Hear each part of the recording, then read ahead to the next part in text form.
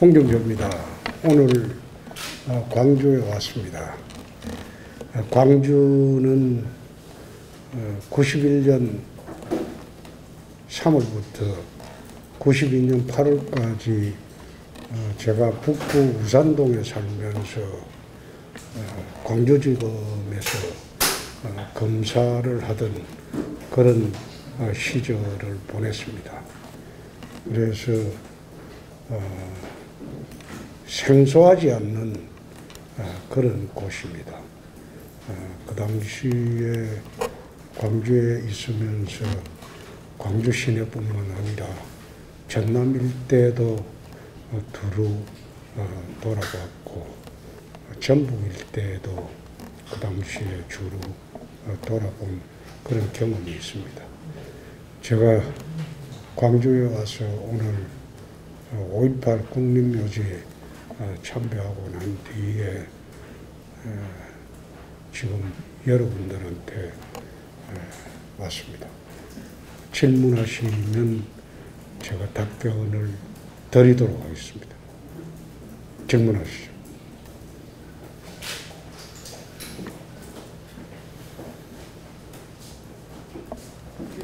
대선 출마하시고 지금 지방 광주는 다른 지역도 좋은 거 좀 오셨습니까? 그렇습니다. 아, 처음입니까?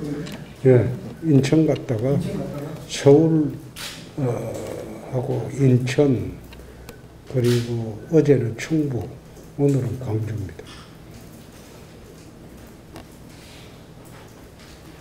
대선 도전은 이번이 두 번째신데 예전하고 어떻게 좀 달라졌는지 설명 좀 부탁드리겠습니다. 지난 대선은 비정상 대선이었죠. 탄핵 대선이고 우리 당 지지율이 4%밖에 되지 않았습니다. 그때는 우리 당 출신 대통령이 탄핵으로 물러나고 그리고 구속까지 됐습니다. 당이 개멸 일보 직전까지 갔을 때 지난번에는 불가피하게 당의 존립을 위해서 저라도 나가지 않을 수가 없었습니다. 지금은 좀 달라졌죠. 지난 5년 동안 문재인 정권에 대한 평가가 다음 대선에 우선 첫째 주류를 이룰 것이고 그리고 금년부터 국제적으로 고민된 선진국 시대를 맞이해서 대한민국 정치, 경제, 사회, 문화, 대북, 국방, 안보, 외교 모든 대한민국 체제를 선진국에 걸맞는 체제로 만들어야 할 때이기 때문에 대선도 제가 이번 출마하면서 내걸은 구호는 대한민국 5.0 선진국 시대를 열겠습니다. 답변이 됐습니다. 또 질문하시죠. 네. 지난 대선과는 달라졌다고 달라진 환경이라고 하셨는데요. 호남에 오셨는데 지난 대선 호남에 최근에 국민의힘이 많이 또 신경을 많이 써주고 하시는데 호남에 대한 분위기 어떠시고 지금까지 보여주신 모습 어떻게 하셨나요? 호남인들이 저희 당에 대해서 등을 돌리고 멀리하는 가장 큰 이유는 5.18입니다. 5.18 민주화운동입니다. 5.18 민주화운동의 그 포갑 정권의 후예들이 국민의힘이 아니냐. 그렇기 때문에 거부 정서가 강한 것은 사실입니다. 그래서 오늘 5.18 국립묘지 방문을 해서 인사를 드리면서 거기서 짧게 브리핑하면서 이제 마음을 좀 열고 누구터려 달라. 마음을 좀 누구터려 주셨으면 좋겠다. 그리고 이제 선진국 시대가 되었다. 선진국 시대에 걸맞게 이제는 나라가 이루어져야 되지 않겠습니까? 그래서 이제는 당보다도 사람을 보고 이 사람이 과연 대한민국의 선진국 시대의 원년을 이끌어 나갈 그런 자질과 역량이 있느냐, 그걸 보고 좀 판단해 주셨으면 좋겠다. 그런 말씀을 드렸습니다. 네, 지금 현재 그 유력 대권 후보인 윤석열 후보는 검찰 후배고 또 같은 검찰 출신이니까 그래서 개인적인 어떤 인연, 그동안에 어떤 그 검찰 후배로서 인연이 있는 걸 여쭤보고요. 그다음에 실질적으로 지금 뭐 여야를 통틀어서 1위를 다투는 유력 대권 후보인데 어차피 뭐 경선을 할 것인데 어떤 평가와 함께 그 경선에 이길 수 있는 비책이 있습니까? 지금 현재 가장 유력한 후보이지 않습니까? 두 가지 한번 여쭤보고 싶습니다. 예. 네, 윤석열 후보에 대한 질문에는 답변을 하지 않겠습니다. 오늘부터. 왜 그런가 하면 우선 꼭 답변을 하면 기사에 어떻게 나오는가 하면 후배를 비판하는 거로 그래 나오고 해서 오늘부터 그 답변을 안 하기로 했습니다. 안 하기로 했는데 거기에 또 답변을 하게 되면 또 기사 제목이 이상하게 붙습니다. 그 국민들이 판단할 문제죠. 그 경선은 또 다른 문제입니다. 경선은 본격적으로 시작되고 상호 토론을 하고 도덕성을 검증하고 그리고 정책을 검증하고 하다 보면 국민들의 판단이 그거는 판이하게 달라집니다. 아직 저희 당은 시작도 안 했습니다.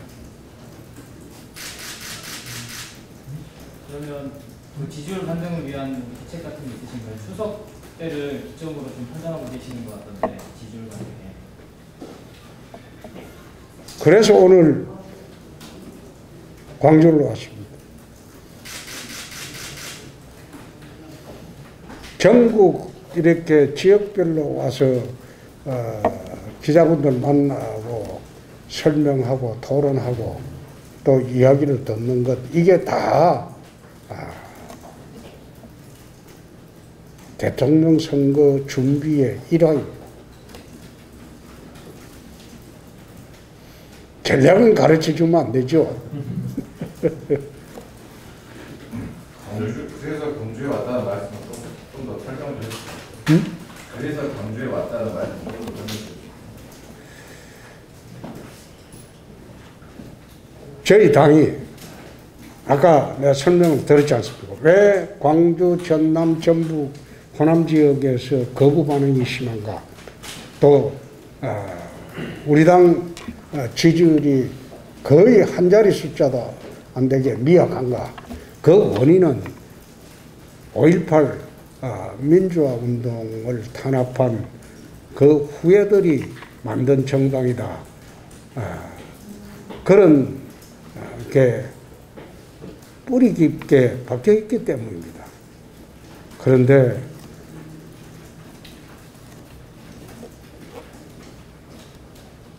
그 5.18 민주화 운동을 탄압했던 그 세력들은 다 물러갔고, 사실 5.18 특별법을 만든 95년 12월에 만들어서 전노를 처벌한 사람이 Y였습니다. 그때 민자당 때입니다. 망월동 국립묘지를 만든 것도 Y였습니다. 그래서 우리는 그때 이미 5.18 민주화 운동을 탄압한 세력과는 단절을 했습니다. YS가 역사 바로 세우기라고 하면서 단절을 했지 않습니까? 근데 단절을 하고도 가끔 우리 당의 인사들 중에서 가끔 엉뚱한 말을 하는 사람들이 한 사람씩 툭툭 튀어나오는 바람에 그게 노력이 물거품되고 또 물거품되고 그걸 반복해 왔어요. 그래서 앞으로는 그런 일은 없을 것이다.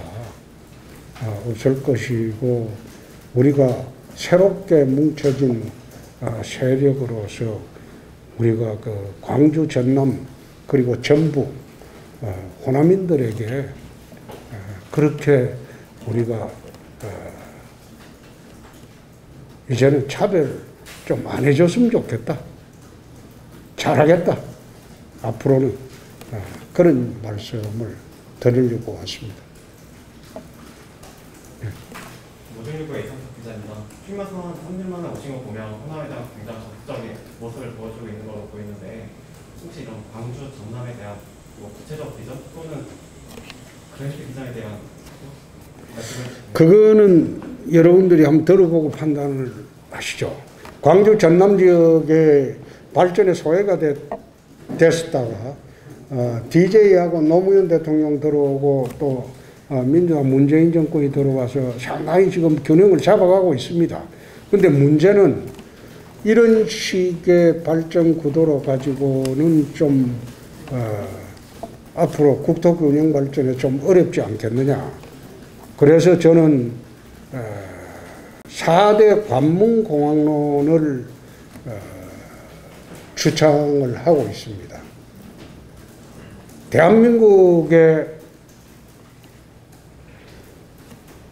첨단 산업의 수출 경로는 인천공항이 98.1%입니다. 인천공항을 통해서 다 나와요. 그러니까 첨단 산업들이 수도권 밑으로는 내려오질 않습니다. 내려와 본들 물류 수송 비용이 너무나 많이 들고 또 인재를 구할 수가 없습니다. 그러니까 이게 얼마나 심화가 됐나 하면 인천공항을 통한 항공화물 수출이 98.2%고 지금 지방공항을 통한 화물 수출은 대구공항이 0.1%, 김해공항이 0.6%밖에 되지 않습니다. 그 항공 길을 개선하지 않고는 국토균형 발전을 할 수가 없어요. 70년대 국토균형 발전의 가장 핵심적인 것은 고속도로였습니다. 고속도로가 뚫려야지 그 지역이 이제 개발이 됐어요. 그리고 발전을 했어요. 그러나 21세기는 하늘길입니다. 하늘길을 열어야지 지역이 발전하고 지역과 연계해서 지방대학이 발전하는. 호남 같은 경우에는 무안국제공항을 지금은 아마 가동률이 0.6% 정도밖에 안 될 겁니다. 이렇게 해서는 호남 발전의 길은 막히기 때문에 무안국제공항의 지금 활주로를 2,800m에서 400m 늘린다고 합니다. 3,200m를 만든다고 하는데 3,200m 활주로 길이로는 장거리 노선 화물 수송기를 띄울 수도 없고 힘듭니다. 그래서 관문공항이 되고 장거리 수송 화물 수송기를 띄울 수 있으려면 3.8km 이상이 되어야 한다고 저는 알고 있습니다. 그래서 무안국제공항을 광주의 공항하고 통합을 해서 광주공항은 무안으로 전부 옮기고 그 무안을 세계 각지로 직항로로 갈 수 있게 만들어주면 광주, 전남, 전북의 모든 화물이나 여객들은 인천에 안 가고 무안으로 가도 됩니다.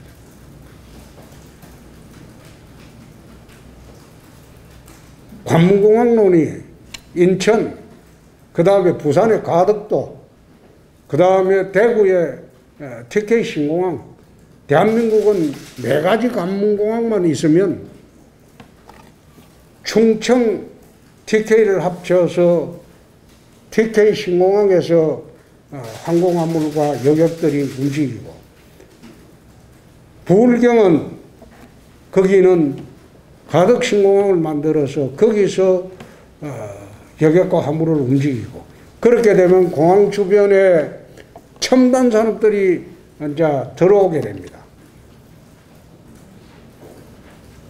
물류 수송이 편해지니까.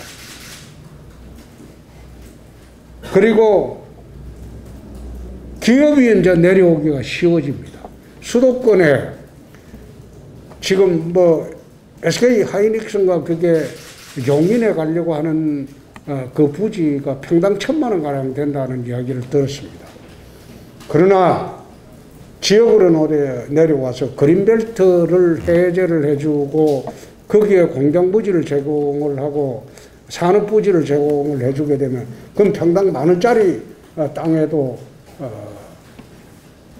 공장을 할 수가 있습니다. 거기에 덧붙여서 산학 연계를 해서 광주 전남 같은 경우에 전남대학이나 조선대학을 그 산업 특화된 산업과 연계해서 발전을 시키면 지역 대학생들이 졸업하고 서울 갈 필요가 없습니다. 그 산업재 배치를 하자는 겁니다. 공항이라는 그런 베이스 캠프를 깔아주고, 그러고 난 뒤에 기업이 내려오도록 하고, 그리고 기업이 내려오게 되면 그 자재들 다 때려오는 자재들하고 교육 환경, 문화 환경, 그리고 의료 환경을 또 마련해 줘야 됩니다. 지금 광주에서도 배가 아프고 뭐 몸이 아프면 전부 SRT 타고 서울로 가버리죠. 근데 그런 교육, 문화, 그리고 의료 환경을 개선해 주고 하늘길을 열어주고, 그렇게 하면 광주 전남 지역 또는 전북 지역에도 인천공항으로 갈 필요도 없고 문제가 달라지는 겁니다. 곧 10년이 있으면 플라잉카 시대가 들어옵니다. 자동차가 하늘을 나는 시대가 옵니다. 미국은 이미 상용화되어 있고 플라잉카 시대가 오는데, 플라잉카 시대가 오면 국내 항공노선의 이 의미가 없어집니다. 무의미해집니다. 기껏해야 제주 노선만 의미가 있어집니다. 그 외 국내 항공노선은 의미가 없어져요. 자동차가 플라잉카 시대가 곧 다가옵니다. 우리가 스마트폰이 나오기 전하고 스마트폰이 나오고 난 뒤에 생활 패턴이나 모든 게 얼마나 변했습니까? 마찬가지로 자동차도 플라잉카 시대가 오고 국내선 항공이 의미가 없어지고, 그렇게 되면 우리가 4대 관문공항을 통해서 대한민국의 여객이나 항공화물을 골고루 분산하자는 겁니다. 호남은 특히 무안 국제공항이 이미 되어 있기 때문에 활주로 넓히고 시설 보완하면 무안에서 바로 유럽, 미주를 바로 직항로로 갈 수 있는 그런 시대를 만들자는 거예요. 그게 국토 균형 발전의 지름길이 될 거라고 저는 확신합니다.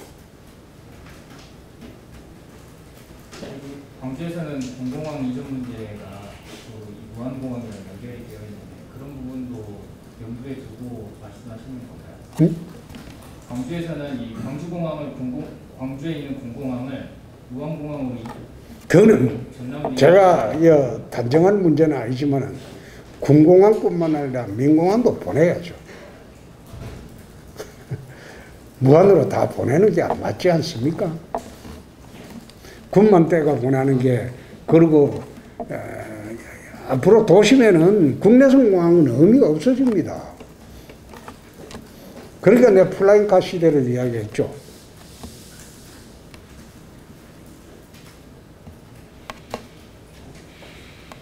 아까 이제 윤석열 후보와 관련해서는 말씀 안 하시기로 하셨는데 예. 지금 최근 뭐 여론조사 이런 걸 보면 광주에서 그래도 홍준표 의원님에 대한 지지도가 그래도 조금 더 나오고 있거든요.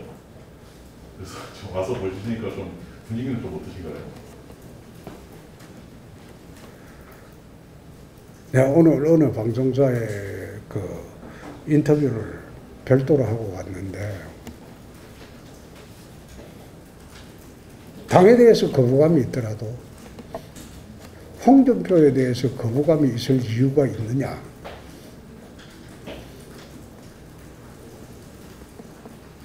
제 아내가 전북 부안입니다. 굳이 말하면 호남의 사입니다. 나를 미워할 이유가 뭐가 있냐? 그리고 지금 나와 있는 24명 여야 후보 중에서 광주 시민경이었던 경험을 갖고 있는 사람이 누가 있습니까? 저는 여기서 북구 우산동에서 1년 4개월을 살았습니다. 북구 우산동 현대아파트입니다. 그러니까 당은 밉더라도 사람을 미워할 필요는 있느냐? 내가 그래 말씀드립니다. 결국은 이제 대한민국이 선진국 시대가 됐는데 선진국 시대에 걸맞는 국가 체제 변혁, 국가 체제 개혁, 그리고 우리 자손들이 선진국 시대라고 당당히 해외 나가서 말할 수 있는 그런 국격이 높은 대한민국을 만들려면 누굴 선택해야 되느냐? 그게 저는 이번 대선의 요체가 아닌가, 나 그래 생각합니다.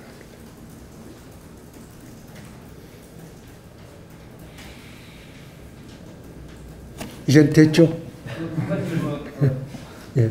이재명 그 민주당 후보를 신문 후보라고 좀 말씀을 하셨는데 왜 그렇게 말씀하셨는지랑 그렇다면 어려운 후보는 누구인지 그 부분에 대해서 좀 설명 좀 부탁드립니다. 기본적으로 이재명 후보는 파퓰리스트입니다. 지금 국가 채무가 천조시대가 됐어요. 지금 GDP 50% 이상으로 지금 채무가 넘어가고 있어요. 문재인 대통령이 박근혜 대통령 시절에 GDP가 40% 넘으면 위험하다고 했어요. 근데 자기가 지금 5년 경영하면서 50%대를 넘겨버렸어요. 국가 채무가 천조시대가 됐습니다. 근데 국가 채무 천조시대에 세계에 지금 단 한 번도 실험하지 않은 뭐 기본 시리즈를 갖고 나와가지고 국민들한테 지금 국가 재정을 망치려고 지금 하고 있다 이거예요. 근데 그게 제대로 토론 과정에서 드러나면 국민들이 이재명 지사를 선택하기가 어려울 겁니다. 나라가 거들날 판인데. 젊은 세대들이 그 국가 채무를 어떻게 자기들이 다 부담해야 되는데. 저만 하더라도 이제 나이가 들어가지고 국가 채무에 대한 부담을 우리 시대에 살아있을 때 좀 쓰고 가자. 이래 보면 그뿐이에요. 근데 지금 젊은 세대에서 국가 채무를 그 전체적으로 다 부담할 자신이 있느냐, 이 말이에요. 자기가 번 돈을 절반까지 내놔야 되는 세상이 올지도 모르는데 그런 세상에서 젊은 세대들이 부담을 할 수 있느냐. 그러니까 선거가 본격적으로 시작되면 파퓰리스트하고 싸우면 쉽죠.